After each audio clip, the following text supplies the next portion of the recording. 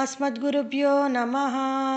काश्यपान्वयसञ्जातं नारायणपदाश्रितं श्रीमन्नारायणं वन्दे యతీశ్వరశ్రీయాజుషం. జై శ్రీమన్నారాయణ.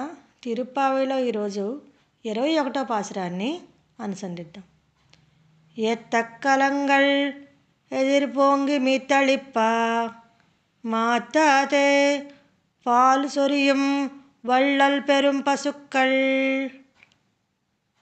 ஆத்தப்படைத்தான் மகனே அறிவுராய் ஊத்தமுடையாய் பெரியாய் உலகனில் தோத்தமாய் நின்ன சுடரே துயிலேஜாய் மாத்தாருனக்கு வலி தொலைந்து உன் வாசற்கண் ஆத்தாத்து வந்து உன் அடிபணியுமா போலே போத்தியாம் வந்து పుగజందు ఏలోరంబావాయ్.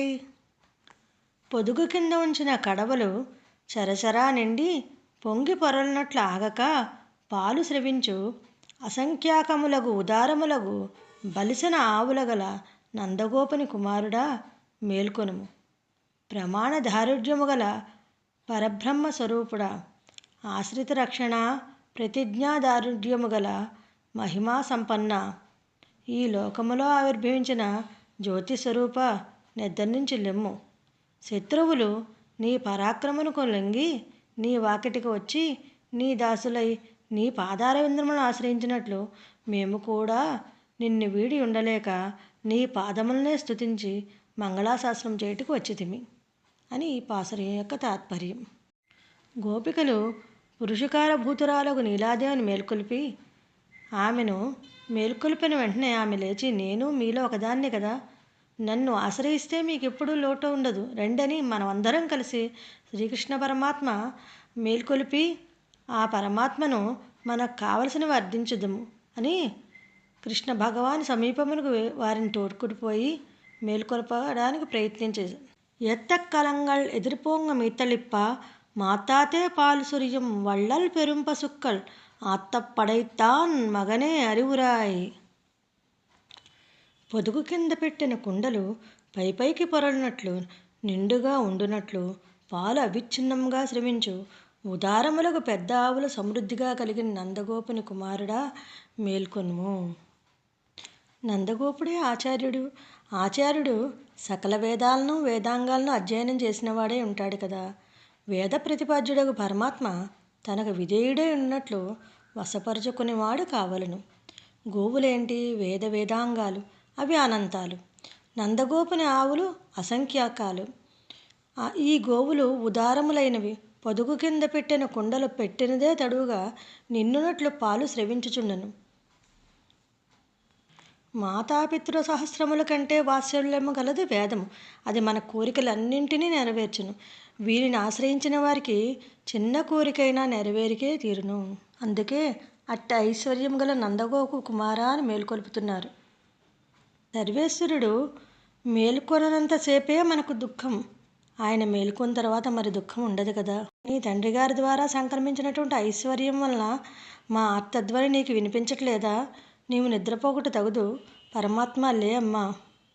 మీ తండ్రి గారి సంబంధం నీకు మాకు సమానమే కావున తండ్రికి సంబంధించిన మమ్మల్ని రక్షించుటకే నీకు ఐశ్వర్యం కానీ నిద్రించడానికి కాదు. మా కులములో జన్మించుట మమ్మల్ని రక్షించుటకే కదా. నందగోపుని గుణములను ఇందులో ప్రశంసించి కృష్ణ పరమాత్మని నందగోపుని కుమారుడా అని మేల్కొల్పుతున్నారు.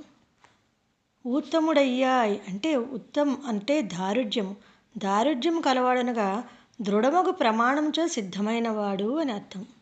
పెరియాయ్ నిరతిశయ బృహత్వము కలవాడా అంటే స్వరూపము చేతను గుణముల చేతను కూడా వాజ్మనోగోచరము కానీ నిరతిశయ బృహత్వము కలది ఆనందం కొలుచుటకు బయలుదేరినటువంటి వేదము యొక్క ప్రమాణమే పరమాత్మ.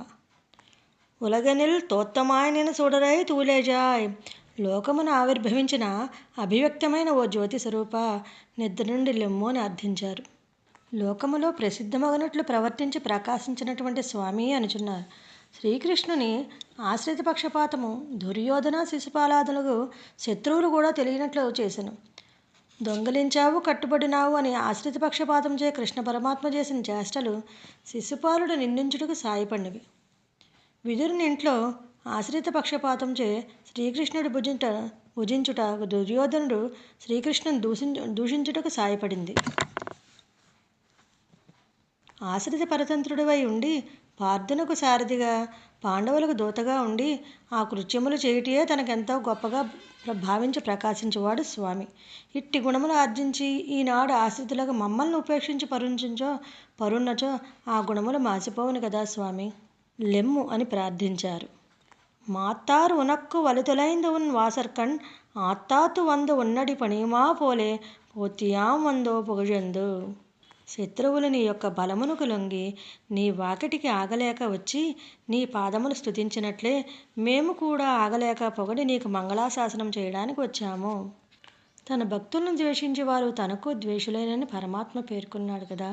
అందుచేత శత్రువులనగా అహంకారం అహంకారాలతో నిండినవారు, శృతి స్మృతి విహిత ప్రవర్తన ఉల్లంఘించిన వారు, భాగవద్వేషులు, భగవద్భక్తులను నిందించేవారని తెలుసుకోవాలి.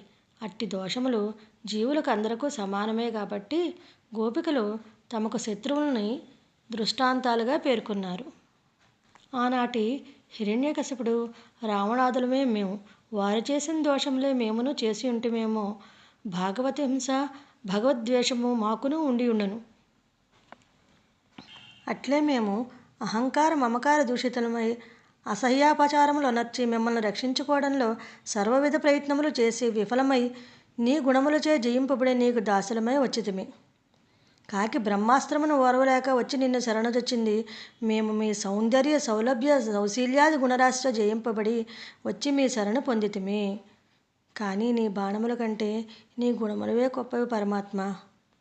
మేము నీ సౌందర్యాదులకు వశమై వచ్చి నీ సమృద్ధికై మంగళం పాడుటకు వచ్చితిమి.